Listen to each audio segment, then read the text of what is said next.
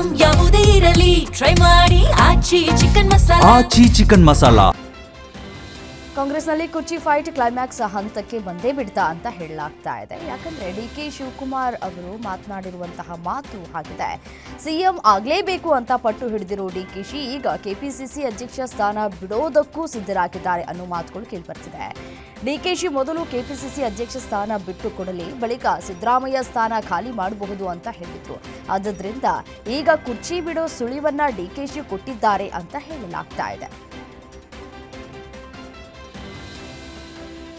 ನಾಳೆ CM Siddaramaiah 17ನೇ budget ಮಂಡನೆಗೆ ಸಜ್ಜಾಗ್ತಾ ಇದ್ದಾರೆ. ರಾಜ್ಯದ ಆರ್ಥಿಕ ಇತಿಹಾಸದಲ್ಲಿ ಇದೊಂದು ದಾಖಲೆಯಾಗಿದೆ. ಕಳೆದ ಬಾರಿ 3.71 ಲಕ್ಷ ಕೋಟಿ ರೂಪಾಯಿಗಳ ಬಜೆಟ್ ಮಂಡಿಸಿದ್ದ ಸಿಎಂ ಈ ಬಾರಿ ಅದನ್ನು 5 ಲಕ್ಷ ಕೋಟಿ ಗಡಿ ದಾಟುವುದಕ್ಕೆ ಸಕಲ ಸಿದ್ಧತೆಯನ್ನು ನಡೆಸಿದ್ದಾರೆ. ಕಳೆದ ಒಂದು ತಿಂಗಳಿನಿಂದ ನಿರಂತರ ಇಲಾಖಾವಾರು ಸಭೆಗಳನ್ನು ನಡೆಸಿರುವಂತಹ ಸಿಎಂ ಈ ಬಜೆಟ್ ಮೂಲಕ ರಾಜ್ಯದ ಆರ್ಥಿಕತೆಗೆ ಹೊಸ ವೇಗ ನೀಡುವ ವಿಶ್ವಾಸದಲ್ಲಿದ್ದಾರೆ. ಪವರ್ ಶೇರಿಂಗ್ ಫೈಟ್ ನಡುವೆ ಸಿಎಂ ಸಿದ್ದರಾಮಯ್ಯ ಅವರು ಮತ್ತೊಂದು ದಾಖಲೆಯ ಬಜೆಟ್ ಮಂಡಿಸುವುದಕ್ಕೆ ಸಿದ್ಧರಾಗಿದ್ದಾರೆ. ನಾಳೆ ಸಿಎಂ ಸಿದ್ದರಾಮಯ್ಯ ಹಣಕಾಸಿನ ಕೊರತೆಯ ನಡುವೆ ಬಜೆಟ್ ಮಂಡನೆಗೆ ಸಜ್ಜಾಗಿದ್ದಾರೆ. ಆದರೆ ಈ ಬಾರಿಯ ಬಜೆಟ್ ಮಂಡನೆ ಸಿಎಂ ಪಾಲಿಗೆ ಅಷ್ಟು ಸುಲಭವಾಗಿಲ್ಲ. ಯಾಕಂದ್ರೆ ಗ್ಯಾರಂಟಿ ಯೋಜನೆಗಳ ನಿರ್ವಹಣೆ ಮತ್ತು ಅಭಿವೃದ್ಧಿ ಕಾಮಗಾರಿಗಳಿಗೆ ಅನುದಾನ ಹೊಂದಿಸುವುದು ಸಿಎಂಗೆ ಕಗ್ಗಂಟಾಗಿ ಪರಿಣಮಿಸಿದೆ. ಇಂದು ಸಿಎಂ ಸಿದ್ದರಾಮಯ್ಯ ನೇತೃತ್ವದಲ್ಲಿ ಮಹತ್ವದ ರಾಜ್ಯ ಸಚಿವ ಸಂಪುಟ ಸಭೆ ಸಂಜೆ ನಡೆಯಲಿಕ್ಕಿದೆ. ಸಂಜೆ 6 ಗಂಟೆಗೆ ವಿಧಾನಸೌಧದ ಸಚಿವ ಸಂಪುಟ ಸಭಾ ಮಂದಿರದಲ್ಲಿ ಸಭೆ ನಡೆಯಲಿದೆ. ರಾಜ್ಯ ಬಜೆಟ್ ಮಂಡನೆಗೂ ಮುನ್ನವೇ ಇವತ್ತು ಮಹತ್ವದ ಸಚಿವ ಸಂಪುಟ ಸಭೆಯನ್ನ ಸಿಎಂ ಸಿದ್ದರಾಮಯ್ಯ ನಡೆಸಲಿದ್ದಾರೆ. ಈ ಸಂಪುಟ ಸಭೆಯಲ್ಲಿ ಹಲವು ಅಭಿವೃದ್ಧಿ ಕಾರ್ಯಗಳಿಗೆ ಅನುಮೋದನೆ ನೀಡುವಂತಹ ಸಾಧ್ಯತೆ ಇದೆ. ನಾವು ಜೊತೆಗೆ ಎಲೆಕ್ಷನ್ ನಡೆಸ್ತೀವಿ, ಜೊತೆಗೆ ಅಧಿಕಾರ ಹಿಡಿತೀವಿ ಅಂತಿದ್ದ ಬಿಜೆಪಿಯಲ್ಲೇ ಗೊಂದಲ ಶುರುವಾಗಿದೆ. ಅದರಲ್ಲೂ ಕೋಲಾರ ಜಿಲ್ಲೆಯ ಆಪರೇಷನ್ ಆಟ ಶುರುವಾಯ್ತಾ ಅನ್ನುವಂತಹ ಅನುಮಾನ ವ್ಯಕ್ತವಾಗ್ತಾ ಇದೆ. ನಾವು ದೋಸ್ತಿಗಳು ಅಂತಿದ್ದ ಜೆಡಿಎಸ್ ಬಿಜೆಪಿ ನಾಯಕರು ಮೈತ್ರಿ ಧರ್ಮ ಮುರಿದಿದ್ದಾರೆ ಅಂತ ಹೇಳಲಾಗ್ತಾ ಇದೆ.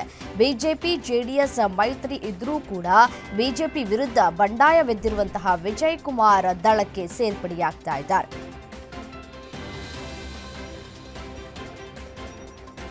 ಮಾಲೂರು ಹೂಡಿ ವಿಜಯಕುಮಾರ್ ಜೆಡಿಎಸ್ ಸೇರ್ಪಡೆ ಸಂಬಂಧ ಮಾಜಿ ಶಾಸಕ ಮಂಜುನಾಥ್ ಗೌಡ ಪ್ರತಿಕ್ರಿಯೆ ನೀಡಿದ್ದಾರೆ. ಕಾಂಗ್ರೆಸ್ನ ಶಾಸಕರನ್ನು ಗೆಲ್ಲಿಸುವುದಕ್ಕೆ ವಿಜಯಕುಮಾರ್ ಜೆಡಿಎಸ್ ಸೇರಿದ್ದಾರೆ.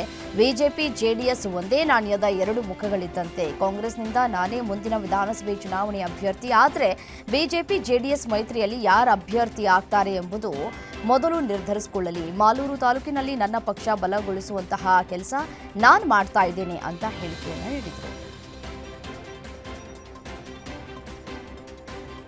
ಸರ್ಕಾರದ ವಿರುದ್ಧ ಮದ್ಯ ಮಾರಾಟಗಾರರು ಸಿಡಿದೆದ್ದಿದ್ದಾರೆ. ಕರ್ನಾಟಕದ ಚಿಲ್ಲರೆ ಮದ್ಯ ಮಾರಾಟಗಾರರು ಸರ್ಕಾರ ಅಬಕಾರಿ ಇಲಾಖೆಯ ವಿರುದ್ಧ ತೀವ್ರ ಅಸಮಾಧಾನವನ್ನು ವ್ಯಕ್ತಪಡಿಸಿದ್ದಾರೆ.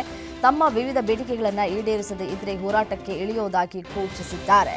ಕರ್ನಾಟಕದ ಮದ್ಯ ಮಾರಾಟಗಾರರ ಸಂಘಟನೆ ಇಂದು ಪ್ರತಿಭಟನೆಗೆ ಕರೆ ನೀಡಿದ್ದಾರೆ. ಬೆಳಿಗ್ಗೆ 11 ಗಂಟೆಗೆ ಬೆಂಗಳೂರಿನ ಫ್ರೀಡಂ ಪಾರ್ಕ್ನಲ್ಲಿ ದೊಡ್ಡ ಮಟ್ಟದ ಪ್ರತಿಭಟನೆಗೆ ಕರೆಯನ್ನು ನೀಡಿದೆ. ಇದರಿಂದ ಇಂದು ಮದ್ಯಪ್ರಿಯರಿಗೆ ಸಂಕಷ್ಟ ಎದುರಾಗುವಂತಹ ಸಾಧ್ಯತೆ ಇದೆ.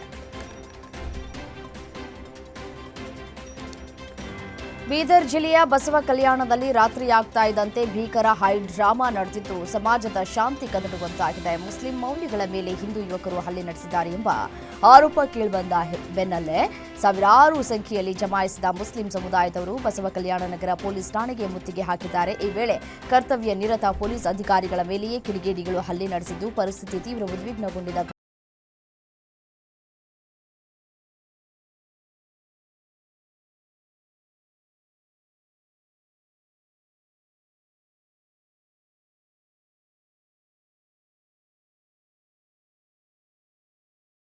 ಪ್ರತಿಭಟನೆ ನಡೆಸಿದ್ರು. ಪೊಲೀಸ್ ಅಧಿಕಾರಿಗಳ ಮೇಲೆಯೇ ಕಿಡಿಗೇಡಿಗಳು ಹಲ್ಲೆ ನಡೆಸಿದ್ದು 49 ಆರೋಪಿಗಳ ಪೈಕಿ 20 ಆರೋಪಿಗಳನ್ನು ಬಂಧಿಸಿದ್ದಾರೆ.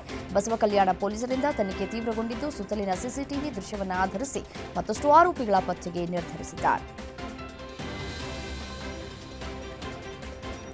ಚಿತ್ರದುರ್ಗದ ರೇಣುಕಾಸ್ವಾಮಿ ಕೊಲೆ ಪ್ರಕರಣದ ಜೈಲಿನಲ್ಲಿರುವಂತಹ ಆರೋಪಿಗಳಾದ ಪವಿತ್ರ ಗೌಡ, ನಾಗರಾಜ್ ಮತ್ತು ಲಕ್ಷ್ಮಣ್ಗೆ ವಾರಕ್ಕೆ ಒಮ್ಮೆ ಮನೆಯಿಂದ ಊಟ ತರಿಸಿಕೊಳ್ಳುವುದಕ್ಕೆ ಅನುಮತಿಸಿ ಅಧೀನ ನ್ಯಾಯಾಲಯ ಹೊರಡಿಸಿದಂತಹ ಆದೇಶವನ್ನು ಹೈಕೋರ್ಟ್ ರದ್ದುಪಡಿಸಿದೆ.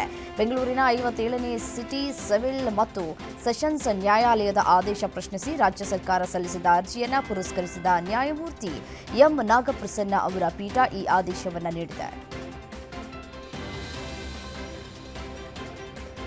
ಹೋಳಿ ಹಬ್ಬ ಆಚರಣೆ ವೇಳೆ ಕೂಲಿ ಕಾರ್ಮಿಕರ ಮೇಲೆ ರಾಡ್ನಿಂದ ಸೆಕ್ಯೂರಿಟಿ ಹಲ್ಲೆ ನಡೆಸಿರುವಂತಹ ಘಟನೆ ಬನ್ನೇರುಘಟ್ಟ ಸಮೀಪದ ಕೊಪ್ಪ ಬಳಿ ನಡೆದಿದೆ. ನಿರ್ಮಾಣ ಹಂತದ ಕಟ್ಟಡದ ಬಳಿ ಹೊಡೆದಾಟ ನಡೆಸಿದ್ದಾರೆ. ಈ ವೇಳೆ ಹಲ್ಲೆಯ ದೃಶ್ಯವನ್ನು ಸ್ಥಳೀಯರು ಮೊಬೈಲ್ನಲ್ಲಿ ಸೆರೆ ಹಿಡಿದಿದ್ದಾರೆ. ಹಲ್ಲೆ ನಡೆಸಿ ಸೆಕ್ಯೂರಿಟಿ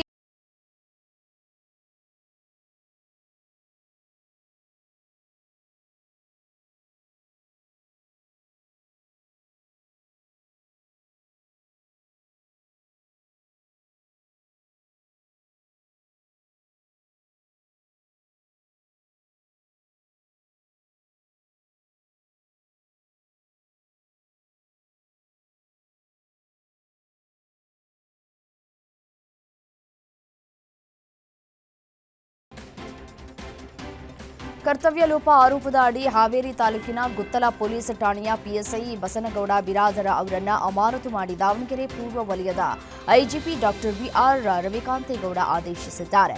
ಗುತ್ತಲ ಪಟ್ಟಣದಲ್ಲಿ ನಾಡ ಕಚೇರಿ ಉದ್ಘಾಟನೆಗೆ ತೆರಳಿದ್ದ ಡೆಪ್ಯೂಟಿ ಸ್ಪೀಕರ್ ಶಾಸಕ ರುದ್ರಪ್ಪ ಲಮಾಣಿಗೆ ಸ್ಥಳೀಯರು ಮುತ್ತಿಗೆ ಹಾಕಿದ್ರು. ಮಟ್ಕಾ ದಂಧೆ ನಡೀತಾ ಇದ್ರು, ಪೊಲೀಸರು ತಡೀತಾ ಇಲ್ಲ. ಇದರಿಂದ ಎಚ್ಚೆತ್ತ ಶಾಸಕರು ಪಕ್ಕದಲ್ಲೇ ಮಟ್ಕಾ ಬರಿತಾ ಇದ್ದ ಅಡ್ಡೆ ಮೇಲೆ ನೇರವಾಗಿ ದಾಳಿ ಮಾಡಿ ಆರೋಪಿಯನ್ನು ಹಿಡಿದು ಪೊಲೀಸರಿಗೆ ಒಪ್ಪಿಸಿದರು.